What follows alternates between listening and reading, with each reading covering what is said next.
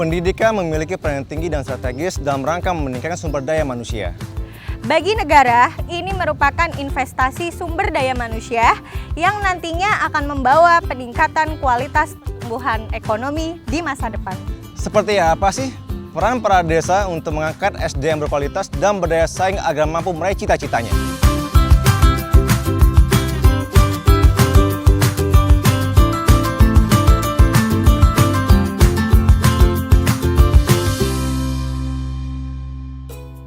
Kamu tahu nggak, Rob? Apa? Kementerian Desa, Pembangunan Daerah Tertinggal dan Transmigrasi telah melokalkan pelaksanaan pencapaian tujuan pembangunan berkelanjutan atau SDGs yang sudah diatur dalam Peraturan Presiden Nomor 59 Tahun 2017 ke dalam SDGs Desa loh. Nah, sesuai dengan SDGs Desa yang keempat, yaitu pendidikan desa berkualitas, pemerintah desa dapat berperan aktif ke dalam semua warganya, dapat mengakses layanan pendidikan yang berkualitas sesuai dengan kewenangan desa yang merupakan sebagian dari fasilitasi Desa Peduli Pendidikan. Nah, jadi sebenarnya fasilitasi Desa Peduli Pendidikan itu bentuknya seperti apa aja sih? Banyak banget, di antaranya adalah fasilitasi pendidikan anak usia dini atau PAUD, pendidikan dasar usia 7-15 tahun, dan menengah usia 16-18 tahun, penanganan anak tidak sekolah, pendidikan vokasi dan pelatihan, pengembangan kapasitas literasi desa untuk menumbuhkan minat baca masyarakat desa, juga pembangunan dan pengembangan perpustakaan desa. Dan nggak cuma itu aja, Rob. Perlu juga diciptakan suatu pelembagaan untuk dapat melakukan praktik baik Desa Peduli Pendidikan seperti mengintegrasikan kegiatan Desa Peduli Pendidikan ke dalam perencanaan pembangunan desa, baik RPJM desa dan RKP desa, dan melakukan advokasi dan kerjasama terkait permasalahan dan program pendidikan di desa dengan lintas pemangku kepentingan. Ini sangat menarik loh. Jadi seperti beberapa desa di Kabupaten Karawang, mereka sudah melakukan menganggarkan dana desa untuk meningkatkan kualitas SDM warganya dengan melakukan praktik Desa Peduli Pendidikan. Jadi untuk semua lapisan masyarakatnya bisa merasakan dan manfaatnya, terutama masyarakat yang kesulitan mendapatkan akses dan fasilitas pendidikan yang layak. Nah, biasanya apa saja sih program yang dilaksanakan di desa-desa itu? Gimana kalau kita langsung cek aja? Tapi bentar. Coba deh kamu lihat.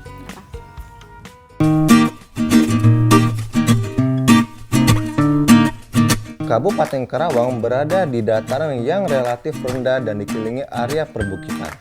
Dengan mayoritas mata pencarian, masyarakatnya ada di sektor pertanian dan perikanan. Berdasarkan usia penduduk, masyarakat Kabupaten Karawang didominasi oleh penduduk di usia produktif. Berdasarkan tingkat pendidikan, pada tahun 2018 sekitar 68% masyarakat di Kabupaten Karawang tidak mendapatkan pendidikan dasar 12 tahun, di mana 67%-nya adalah lulusan SD atau tidak tamat SD dan 30%-nya lulusan SMP. Pemerintah Kabupaten Karawang bersama pemerintah desa telah mencanangkan program-program yang tujuannya mengurangi jumlah penduduk yang berpendidikan kurang dari 12 tahun. Upaya-upaya tersebut sangat membanggakan. Terbukti dengan diraihnya penghargaan-penghargaan di tingkat provinsi maupun nasional terkait pelaksanaan program Peduli Pendidikan.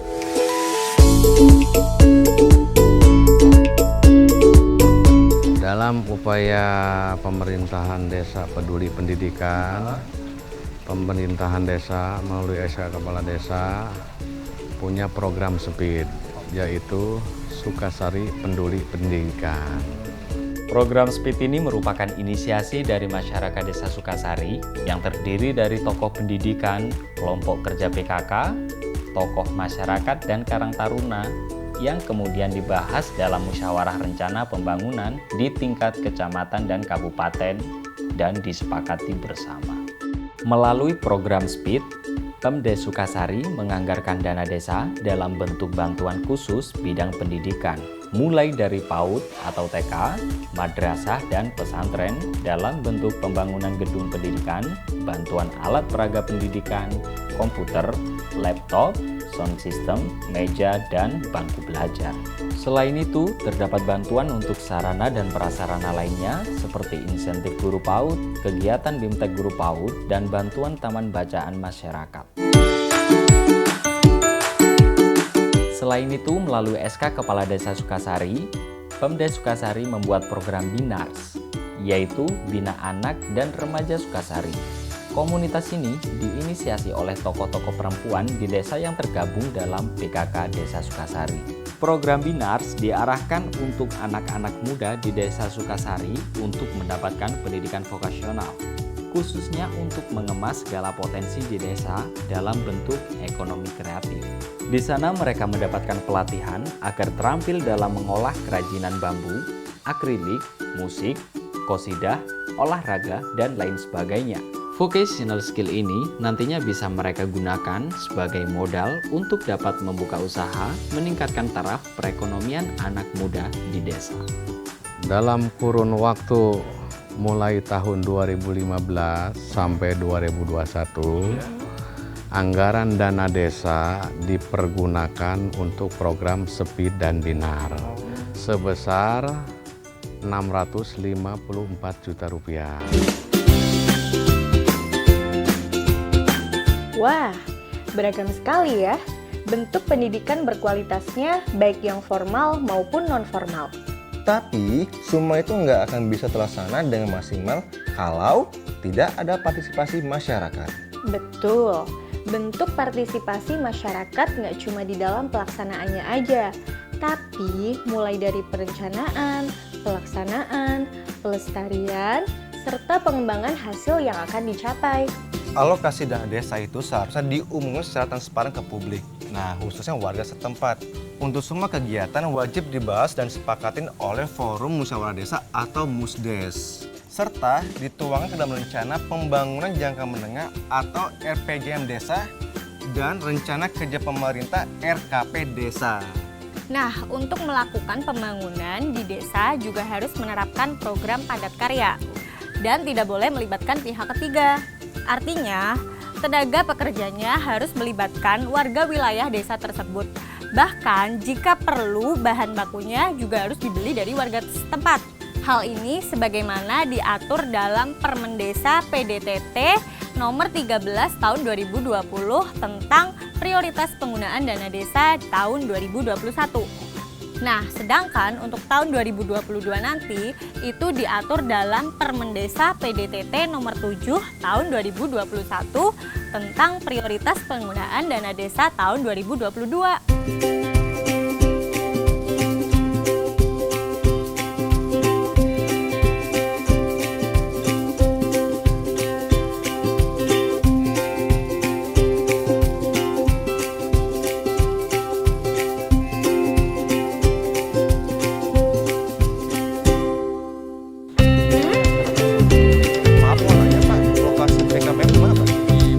Yuk, saatnya melanjutkan perjalanan dan selamat datang di Desa Muara. Tantangan besar di aspek akses pendidikan, terutama di desa, adalah penanganan anak tidak sekolah atau putus sekolah. Faktor-faktor yang menyebabkan putus sekolah itu dapat berasal dari dalam maupun dari luar diri anak. Mereka terpaksa berhenti sekolah sebelum waktunya karena sebagian besar dari mereka tidak mampu membiayai, kawin muda, dan tidak mengerti pentingnya pendidikan. PKBM menjadi solusi ditawarkan pemerintah sebagai alternatif anak tidak sekolah agar berkesempatan meningkatkan pengetahuan, keterampilan, dan sikap mental untuk mengembangkan diri dan bekerja untuk mencari nafkah. Desa Muara dengan PKBM As-Solahiyah Karawangnya berusaha memfasilitasi masyarakat agar tetap mendapatkan pendidikan yang layak dengan berbasis lingkungan. Saat ini ada 43 peserta kelompok belajar di PKBM As-Solahiyah. Selain memberikan pendidikan kesetaraan atau yang dulu populer dengan nama program kejar paket A, B, dan C. Di PKBM As-Solahiyah ini juga memberikan pendidikan kesenian, pelatihan-pelatihan bercocok tanam, dan penghijauan. Ini dia contoh komoditas varietas unggulan hasil bercocok tanam perkebunannya. Salah satu pelatihan keterampilannya adalah menjahit. Dan selama pandemi COVID-19 berlangsung, mereka diberdayakan untuk memenuhi orderan pembuatan masker. Wah, langsung terasa manfaatnya untuk para peserta ya.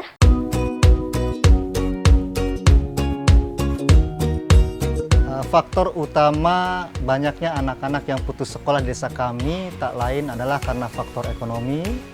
Selain itu juga akses pendidikan dasar yang belum memadai, juga dikarenakan lokasi pendidikan yang cukup jauh dari desa kami.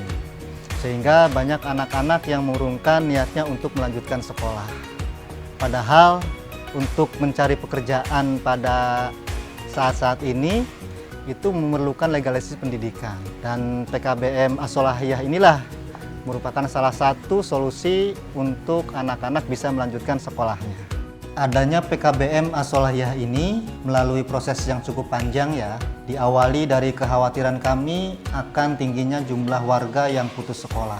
Kemudian permasalahan itu dibahas lebih lanjut di musyawarah desa hingga tercetuslah sebuah rencana program. Tentunya kami harus melaporkan dan meminta persetujuan di tingkat kecamatan dan kabupaten, dan alhamdulillah prosesnya berjalan dengan lancar karena PKBM dirasa menjadi program yang tepat untuk menanggulangi masalah pendidikan di desa kami. Kemudian dilaksanakanlah musrenbang yang dihadiri berbagai pihak, mulai dari perwakilan kabupaten, kecamatan, perangkat desa muara sendiri tentunya, tokoh masyarakat dan seluruh warga, terutama mereka yang nantinya menjadi penerima manfaat. Harapan kami buat Desa Muara ini semoga kedepannya desa ini bisa menjadi desa agrowisata melon, agar kami bisa mengembangkan dan memajukan desa ini dengan keterampilan dan kemampuan kami yang sudah diajari oleh PKBM As-Sholahiyah ini. Desa Peduli Pendidikan pada hakikatnya merupakan upaya untuk memfasilitasi pemanfaatan sumber daya pembangunan desa. Sesuai dengan cita-cita NKRI yang tercantum di pembukaan Undang-Undang Dasar 1945, yaitu mencerdaskan kehidupan bangsa. Desa dalam kapasitas dan kewenangannya memiliki peran yang strategis dalam mendorong peningkatan kualitas dan akses layanan pendidikan bagi warganya. Untuk itu, Desa Peduli Pendidikan merupakan elemen penting untuk menjawab berbagai tantangan dan permasalahan di dalam mewujudkan SDGs Desa yang keempat, yaitu pendidikan desa berkualitas, serta berkontribusi terhadap pencapaian SDGs desa lainnya. Dengan meningkatnya kualitas pendidikan warga desa, maka mereka memiliki kesempatan yang lebih baik untuk meningkatkan kualitas dan kesejahteraan hidupnya. Dukung percepatan pencapaian tujuan pembangunan nasional berkelanjutan dengan Pendidikan berkualitas di desa.